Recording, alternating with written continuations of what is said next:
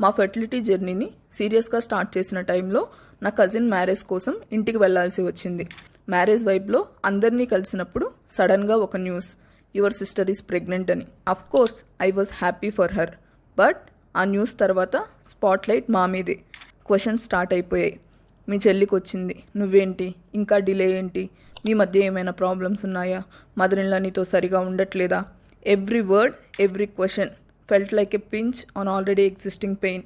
ఏం ఆన్సర్ ఇవ్వాలి చెప్పలేక సైలెంట్గా ఉండిపోయాం. Because the truth is we're already struggling. కానీ ఎవరికీ చెప్పలేం. ఏం జరుగుతుందో సొసైటీకి క్లారిటీ లేకపోయినా first blame always comes to the women. Doctor దగ్గరికి వెళ్ళావా, అంతా ఓకేనా? These questions became routine. But ఈ క్వశ్చన్స్కి చెప్పలేని పెయిన్ ఉండేది, అదే స్ట్రెస్. అప్పుడే నేను అండ్ మా హస్బెండ్ ఒక సీరియస్ కాన్వర్సేషన్ చేశాం. మనం ఎమోషనల్గా మాత్రమే కాదు, ఫిజికల్లీ కూడా హెల్దీ ఉండాలి అని. అప్పుడే ఒక మెయిన్ ఇష్యూ క్లియర్గా కనిపించింది, మా వెయిట్. తర్వాత ఏం చేశామనేది నెక్స్ట్ వీడియోలో చెప్తాను.